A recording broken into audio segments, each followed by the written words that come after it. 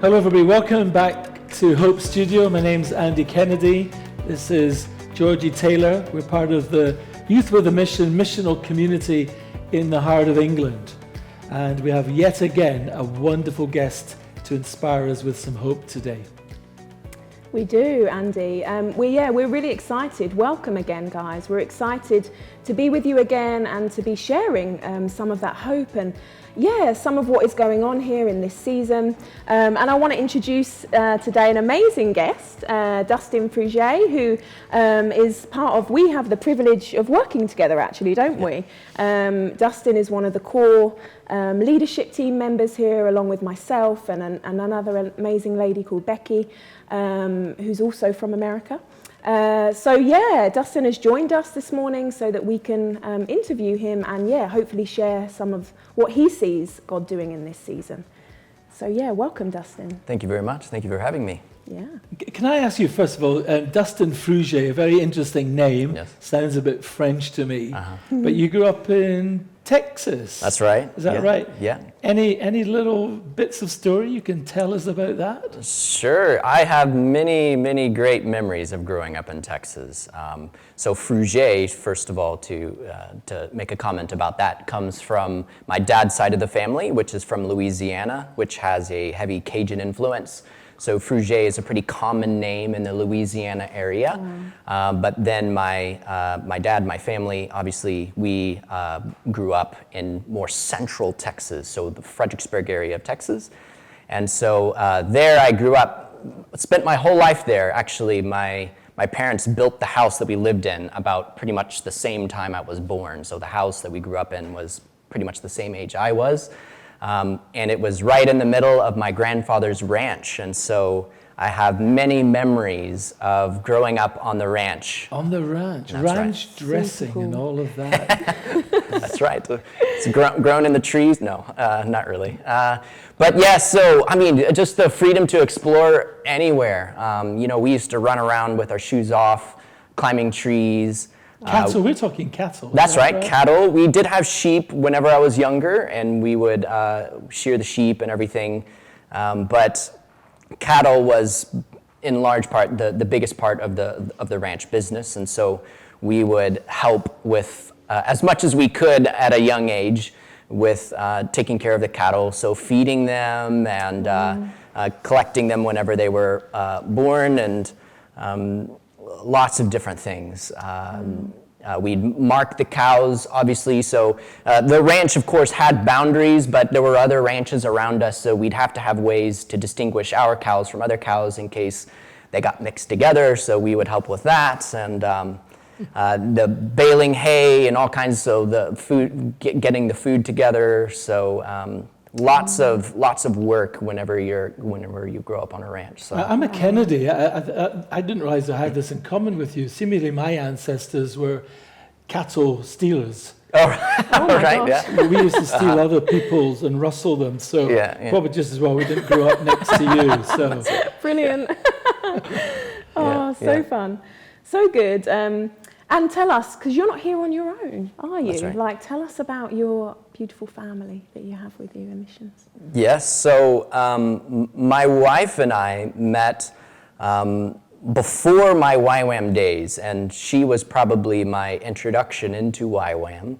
I was working at a summer youth camp, and we met in a coffee shop, and she had grown up in YWAM Tyler in Texas, and so that's when I first heard about YWAM, and so following my commitment with this youth camp, I did a DTS, and then... what's the DTS? Not everybody listening might know what that is. Our movement is famous for these letters. And that's right. Is that right? Yeah, so the Discipleship Training School, which is the intro course to Youth with Mission, and so... It's the lecture phase and times where you learn different topics about hearing God's voice and the Father heart of God and all these kinds of incredible topics. And then you have an outreach phase where you can travel out in different teams to anywhere really in the world, depending on where God leads, really. And so I took part in that, and my outreach was to India. And Then following the DTS, Lexi and I, who is my wife, Lexi, started dating. And then we did the School of Evangelism together following that. And following that, then we joined staff at YWAM Tyler in Texas. And so I guess I could just kind of share really quickly kind of the history leading up to how we got here. And so we staffed in Tyler, Texas for several years, and I managed the substation, which is a restaurant, kind of coffee shop that they had there. And it was a lot of fun. It was just basically the heart behind that was to be able to create an environment for people to come together and socialize and discipleship and these sorts of things. And then if I had come, could I have got a big steak sandwich with ranch dressing on it? Could that have drawn me into your coffee shop, or was it just coffees? Oh, well, we had just about everything. We had burgers and, salads and milkshakes, smoothies, all kinds of things. Call me to Texas. It's worth a visit. That's right. So actually, there was some really good food. And I have to say, I'm quite proud. There were some items on the menu that still are there from my time of managing it. Even some of the furniture there, last time I was there, were still furniture that I purchased while I was managing it. So it was a lot of fun. I really did enjoy it. And then Lexi, she helped with the kids. So they had little kind of a daycare, and she helped with the daycare for those couple years. After that, we had an opportunity to lead a DTS in Dayton, Ohio. And so my wife and I moved up to Dayton, Ohio, and then we quickly drove across the U.S. to Montana, Lakeside, Montana, and we did a DTS equip there to help us learn how to be able to lead this school, because we had done some interaction with the DTS in our years, but this was the first time we were going to be leading this school. And so then we led the DTS in Dayton, Ohio, and we had 5 incredible trainees who were there, and we took the outreach to Thailand. But then something interesting happened. So we had an offer to, two incredible things happened in Dayton, Ohio. We had an offer to lead 2 DTSs. However, during the first DTS, the base leader came and spoke to us and said that God was calling him into missions. So he was going to be leaving YWAM, calling him into business. So he was going to be leaving YWAM, and the base was quite small, and there was really no way for the base to be able to continue. So my wife and I are sitting there, and we're saying, well, what do we do next? What does this mean exactly? And so we spent a lot of time praying, and we had a number of teachers come in over those times of the DTS, and every time we'd be talking with them, and they'd say, oh, you should come here to our base, whatever that base might be. And we would pray about each and every one, and nothing quite really seemed to stick out for us. At that point, Magad Kalta came, who was the base leader here at the time, and he taught in the DTS, and he invited us to come here to the King's Lodge. He was telling us about it, and I like him. He's probably a Kennedy. He's stealing the cattle from Texas to come here. I like this. So both Lexi and I started praying, and quite clearly we felt this was the right direction for us to go in. So it was really just waiting for the right timing at that point.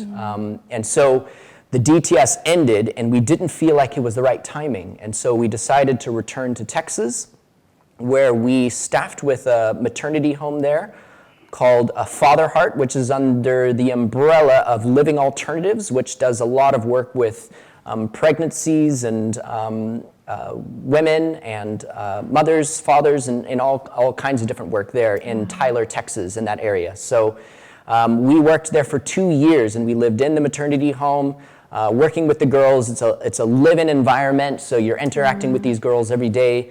And I started working as well. In addition to living in the house, I started working in maintenance, which is where I picked up a lot of the learning how to fix things and caring for stewarding the grounds and everything like that. And then God began to speak to us again, saying, okay, now is the time to begin moving to England. And we started praying about it. And at that time, we did discover we were expecting our first child, but we still felt like this is very much continuing in YWAM. Moving to England was still very much a part of what God was calling us to do. And the important thing for us, I think, was to recognize that we didn't really feel like it was my mission, but we were to be a family in missions. And so it felt it really significant that we took this move together. Wow. And really had a sense of what God was wanting to do in our family and even in England. And so we started really praying about, Lord, what are you doing in England? What is your heart for this nation? And so and that way we started looking through the vision and everything of the King's Lodge, and we started thinking about how we were to get involved here. And as there was opportunities for maintenance here, I had so much fun doing it. I was like, well, I definitely want to continue that. But even from the very beginning, I would say I had a heart for what God is doing here locally as well. If we're going to get a pulse of what God is doing, then to be connected with the church in different ways has been a part of discovering what God is doing in this nation, I think. So before we move on to some of that, so how many years have you been here? You've got 3 children now. That's right. So we had our first before we moved here. She was about 1 at the time, 1.5, I guess. So Esri. And then since being here, we've had two more come our way. So Winston and Ivan. So wonderful. Yes, so it's the 3. And this building has been many things over the years. From when it was established in the 1880s, it was built as a school. I think along the way it was a maternity home at some point. Really? So that's interesting that you should find your way here, you know. Maybe that's why you feel so at home. Yeah, that's right. Very good. Whatever. Yeah. That's cool. Good, what well, a thank story. you. Yeah, I love all the different things you've been involved in. There's so many things, isn't it? Yeah. It's really cool, the opportunities you've had and what you can bring to this place. Yeah. Very cool. Each and every one an experience. I think it grows your confidence and life skills. It grows your faith in God as you experience Him in different ways. It just expands you as a person, and I enjoy that learning process.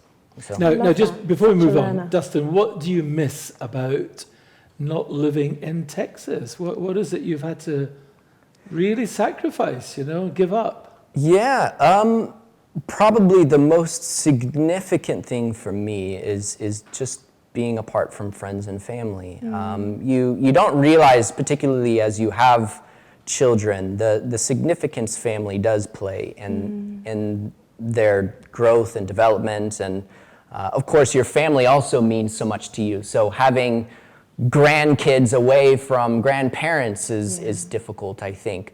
But it is interesting, I think, for me to see my children in a way, though we interact with my family regularly, we're not around them all the time, but it's like inside they know that these people are significant and they're important. And I think that is difficult at times because it's like you know that in being here, you're giving up that close relationship that really could be there were we to live there. And I think as a parent, that can be difficult at times. It makes you assess, okay, Lord, am I doing the right thing? Is this the right thing for me to keep my kids away from the family? And in the end, I think it's just a confidence. It's growing in your confidence in what God has called you to, and then also doing everything you possibly can to create those connections. And so we're very intentional about trying to call and video call our families and doing different things like that to try to bridge that gap as much as possible. So, well, thank you for doing that. I know in the New Testament in the Bible it says those who give up these sorts of relationships are going to be rewarded. I know that's not the reason you do it, but God sees that and notices, and we see it, and we thank you very much for the price you've paid. Thank you. Yeah, for sure. So good. Yeah, and so tell us what, obviously you're involved in a number of different things here. What is it what gets you going? What gets your passions going, Dustin? Like, tell us about some of the things you do and what you love about being here. Yes, so I have my hands in kind of several different pots right now. And one is in maintenance. As we first moved here, that was one of the first things that I started to do. And in many ways, I continue to love it just as much as ever, really. Just the joy of being able to work with my hands and to learn new things and to accomplish things. I like seeing a finished product. I like it when a job goes well and you do a good job on something as well. I enjoy all these aspects of it, and there's something just very satisfying about working with your hands. In a way, it's what we're designed for. You know, God created us for that work and accomplishment, and so I enjoy that very much. But I would say also at the same time, as is to be expected, the meaning for me is so much more than, well, I just get to fix things. Obviously, I want to tie very much what I do into something bigger. And so recognizing that the work that I do with my hands is really to create an environment here where people can hopefully feel safe and not be distracted by different things that are going wrong, but to be able to focus on studies or the calling that God has placed on their life. And so in that way, it's a joy whenever I can fix things and people can say, oh, you know, this area is sorted in my life, and I don't have to focus on these things. And so in that way, that kind of simple vision or simple purpose has given me a passion for it. And so in that way, it continues to feed it, and I continue to enjoy it. And so, and this is a building that lots of history, but it needs quite a bit of stewardship, doesn't it? Yes. Looking after, Yeah. and we tackle big jobs, don't we? You take on big jobs with others here. Yes. So there's a number of things that we oversee. So some of it is just general upkeep of the building, regular testing of things to make sure that things are safe. But we also do maintenance of things when things actually break. And then the last thing is to continue to look forward and say, how can we utilize this space better? And so we have been blessed, I think, in the years that I have been here with people who are incredibly skilled. And in that way, there's been some spaces that have received some pretty incredible upgrades from before. And I think you're right, and that this is an old building, and not only is it old, but it's changed hands multiple times. And so sometimes when you kind of get into a particular area, you see the handiwork of many different tradesmen or cowboys, you know, who are just, I'll just fix it this way. And so there is a satisfaction in setting something right when you know something's off. And so anyways, those are the three things. So general maintenance, and but also wanting to develop on into the future, for sure. Yeah. So good. I love that, Dustin. And tell us, because you have been quite a main point of contact for us into our local churches, with others as well, and things that are going on in Nuneaton. So tell us a bit about that. Yes. So as I shared a bit earlier, I really felt it significant to understand what God is doing in here. You have to get your feet on the ground, really, in some way or another. And my heart is still very much for the international kind of vision, but practically speaking, with a family, I was thinking, you know what? There's so many opportunities here locally as well, and for us, even coming from Texas, this is like a mission field for us, really. You know, I mean, here we are in a different nation, and working in an area which, when you start including all the cities around us, is quite international as well, really. So true. And so the influence and the diversity here is pretty apparent as well. But anyways, from the time we first moved here, I have really wanted to figure out how can I really be involved locally. And at that point, we had some people from our staff here who were connecting with a prayer group that I had heard about on Wednesday. And through hearing about my interest in getting involved with what some of the churches are doing, Vicky Bolton, who's on staff with us here, had been attending some of these prayer times and invited me to come along with her one time. Okay. And so really that was the beginning. I just started just pretty much showing up. I didn't really know anybody. I didn't really know who was a part of what church or what ministry. All of this was brand new. I just showed up just wanting to get to know people, wanting to know what God was doing and join in with what God was already doing, really. Yeah. And I think going every week was so encouraging because in that way you did grow in your relationships, but it was also quite interesting just getting a sense of the heart of each individual there. There were several significant things for me. One is the importance each and every one of them saw in those times, just to be able to come together. They really valued those times of sharing and being open and honest, and then being able to pray for one another. It wasn't about anything else. It was just about that time to be able to come together and pray together. The second thing is you realize too, I'm a young man in missions.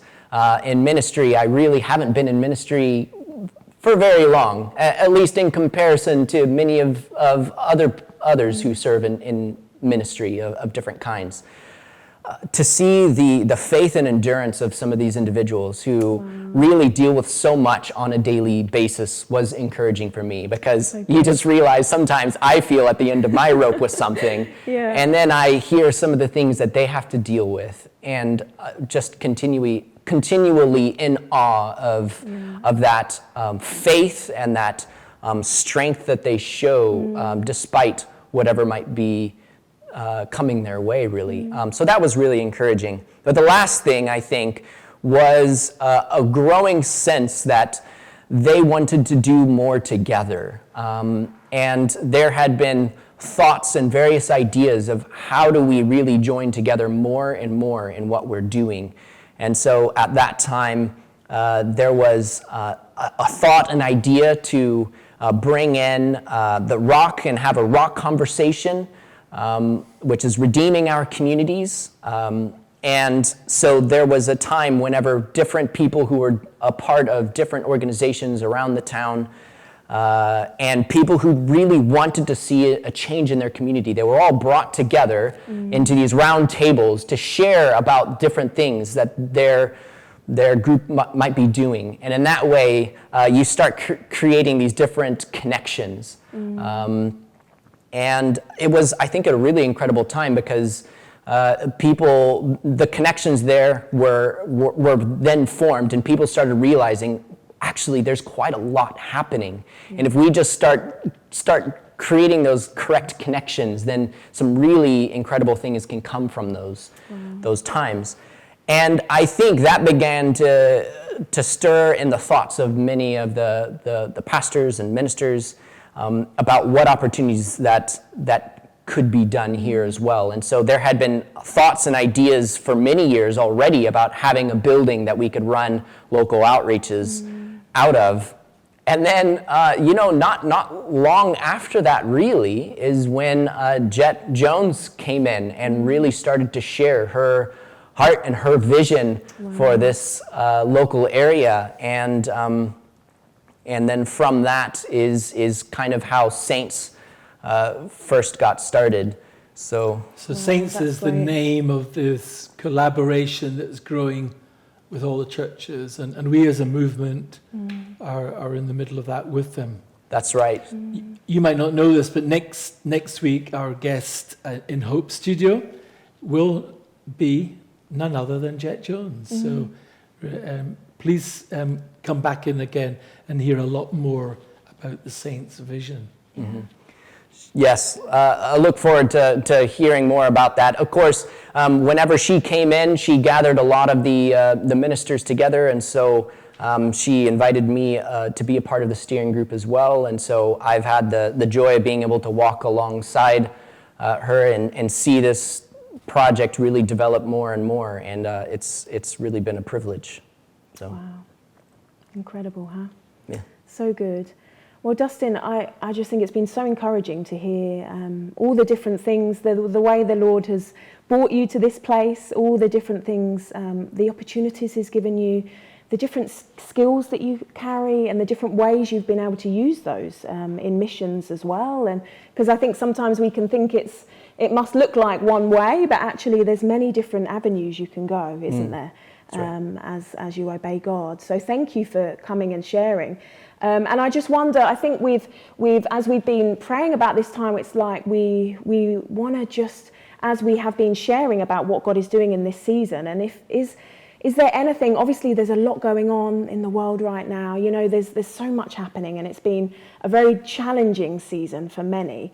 But what, is there some encouragement that you have kind of that's come out in you of this time and this place? Yeah, what I would say is that one thing that I've really been encouraged by, and I even shared a little bit here, kind of in our staff meetings as well, is really when it comes to what is happening within the local ministers as they're meeting every week and praying, as they are meeting together to record different services for, you know, the carol service that's been done recently for the local churches, and Easter, and all of these different things.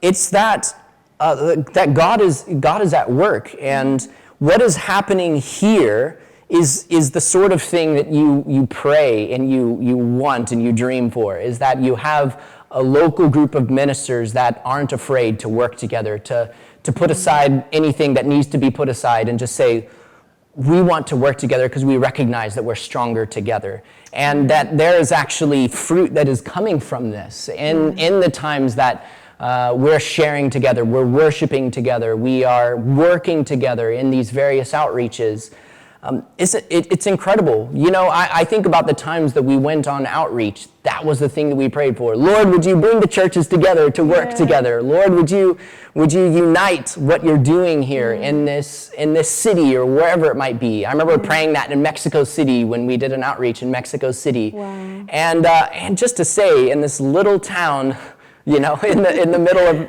you know, of England, God is doing that. He is bringing people together, and in that way, I think there's hope in that. You know, in the middle of times whenever it's like, no, everybody, it's stay apart from each other. Only in these circumstances, there's still ways that people are working to try to actually come together, and they're saying, well, what are the opportunities in this, in the middle of all the things that we're being told we cannot do? And I think the truth is there are opportunities, and it might not feel like it. It can be discouraging. It can be hard when we don't have those connections, face-to-face connections. We miss those. I understand that, but I think there is still opportunity here, and God is still doing some incredible things. So let's be dreaming. Let's be dreaming about what we can do. Definitely, yeah. Amen. I love that. So cool. That's great. Super good. Georgie, you and I were talking before we met Dustin today that we love a certain expression that Texans are known for. It's true. So I haven't said it. I said he had so to do Dustin, it. what I would love to do, could you, in a way, bless? Would you encourage us at home? Address the guys listening at home and use that word, that expression, as many times as you can. In one sentence, okay? Just bless y'all. I can't even say that. That was really good. Was that okay? Yeah. Would you just do that? Because there's also power in it because it's coming from your heart. So would you do that? Would you bless them with a real Texan drawl? Yes. Well, thank y'all so much for joining us here today. I just want to bless y'all so much. Whatever it is that y'all are going about today, would the Lord bless each and every one of you. So be blessed today, y'all. Thank you. Wow. Wow, well, I feel more blessed now from that. Thank you so much for joining us blessing. today. Yeah, for Thank sure. you. Yeah. So As we said already, Jet Jones is going to be our special guest, and we're going to carry on more of the hope story that Saints has become in our local area. Yeah, for sure. Dustin, thanks again for being with us today. I hope it's been an encouragement for you guys. I know it is for me and for us every time we sit here and hear these stories. And yeah, may the Lord continue to bless you and keep you and cause his face to shine upon you and give you his peace in this season. And please, as we always say, engage, write in the comments, let us know if this is encouraging for you. We would love to hear from you as well. So yeah, thanks so much guys, and we'll see you again soon.